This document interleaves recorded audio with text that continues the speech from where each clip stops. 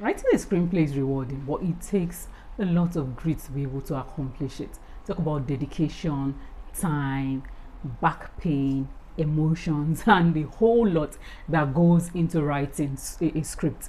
Now, for some people, it takes about 2 to 6 weeks to turn in their first draft, and for others, it takes as long as 6 months to turn in their first draft. There was a Shonda Rhimes interview I watched a while ago where she talks about it's taking her 1 year to turn out a particular script of a movie. So I'll look for that interview and link it in the description box below. So after your first draft, your producer or your client may need you to add expressions to certain characters. Yes, or they may need you to adjust some scenes, or probably there's a tweak in the budget and they need that revision.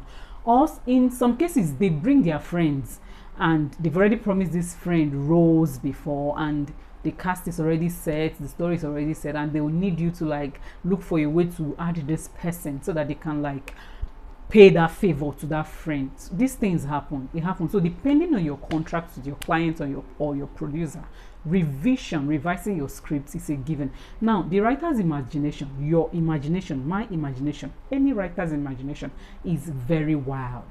Our own is to just picture the best possible scenario and put it down.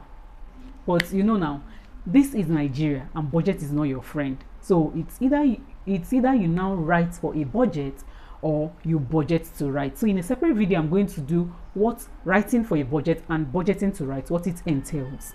What I'm saying in essence is that no matter how beautiful the story is, there must be revisions. That is ideally why we have script conferences. There must be revisions. Even if you are the writer, director, or producer of that your film, you realize that on set, at a point of shooting that particular story, you need to like make some revisions, make some adjustments. So the script conference makes your story or your script well put together. So now, what are the steps to writing a very good screenplay? Come with me. Well, the first thing I'll say is to have a general outline of the story you're writing. You know, if I was teaching a script writing class, I would say you have to have your log line, your treatment. But for the purpose of sincerity and practicality, I'll tell you, have a general outline of the story you want to write. Now, let's take for instance, let's do this practically. Let's take for instance that an orphan girl, there's this girl who wants to write a story about a girl, an orphan, who is on a mission to avenge her parents' death. Now, let's say this orphan probably is the father's brother that is the murderer that killed the parent. Okay, no, let's leave that aside. Let's say it's the father's father, that's her paternal grandfather, her grandfather, that killed the parents.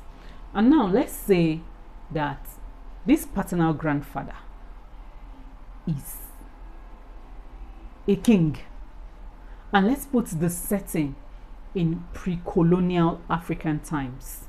How would you write the story? I've given you an outline. I've just given you pieces. How would you piece this together to write a 90 to 120 page story screenplay? Number one, I'll say research. You need to make a research. Even if you're writing from a fictional standpoint, you need to add elements, infuse elements of relatability to it. My own genuine streak is relatability. I infuse so much real life into my stories to the point that you'll be convinced that you're actually reading a story of somebody you know. So you have to research, you have to make the characters very three-dimensional. What are they? What do they do? What do they like? Who are their friends? Now let's just keep that questions like that. But you have to research. Now we've already given us a hint that this is pre-colonial African times. So what was the times like? What would make a father kill his son? What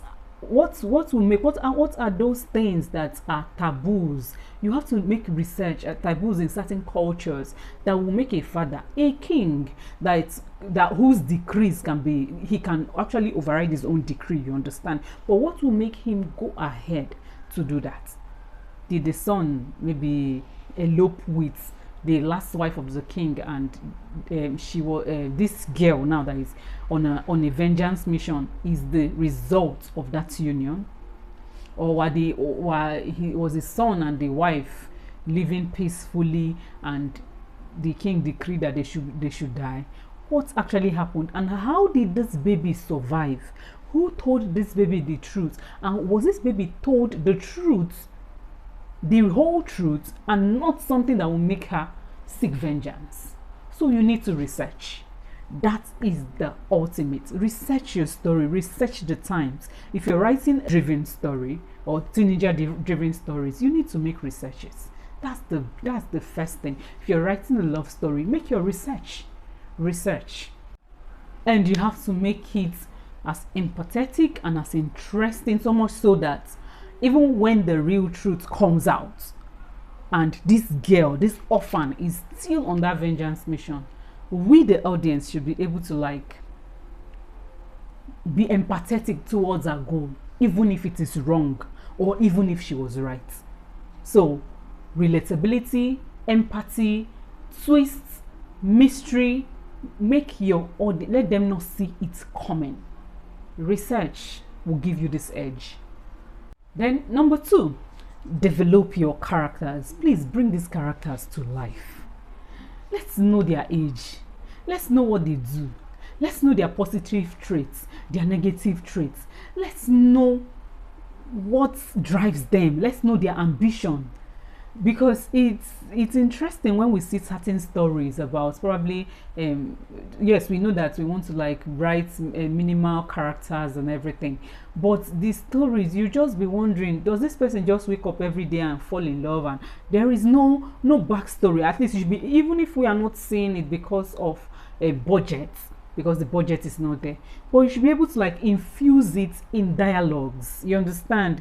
So make your characters relatable, make your characters interesting, you understand? Make your characters real life, make your characters what you see, what you can relate to, you get? And just an added bonus, if you're writing a story, probably a love story or anything, please, we know that yes, this one, the protagonist is a good girl, the antagonist is a bad girl. Can you make your protagonist flawed? We are humans, nobody is perfect, nobody is the ideal good girl, though yes, we are writing fiction, but making your characters flawed has this kind of flavor it adds to the story.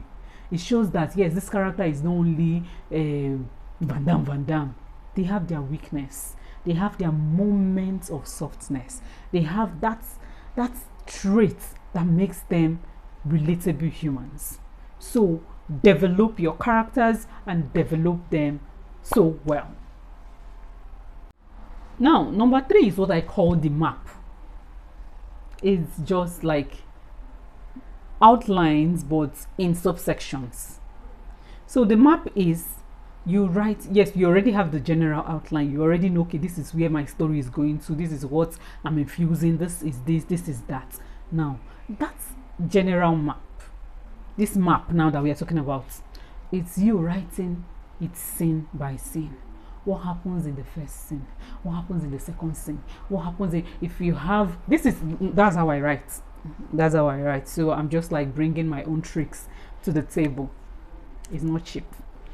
What happens here, what happens here, what happens here? If the story is 300 scenes, you have a map. Sometimes one particular outline, one line can lead to like 3 scenes. Sure, you understand? You already have that picture and you have that blueprint that guides you, that you look at and you be like, even if you're not in the mood of writing and you see your blueprint, everything just comes flowing. It comes flowing. So get a map. Now this is the interesting part. Number 4, write. Open your screenwriting tool and start typing away, start writing. Actually, whenever I'm writing a screenplay, you always see A4 papers all around me. So you always see A4 papers around me. Those are my maps, you understand. So if anybody is cleaning here now and they take any one of these papers out off, I'll know, because I already know what I wrote in each one of them. If something is missing, I'll just know that I know who took this out of here, you understand. So type away every inspiration that has come to you. Just pour them in your screen. Your first 10 pages matter. Your first 10 pages of your screenplay should be a hit. You want to read your screenplay and go, wow, let's dig in more. So make your first 10 pages boom.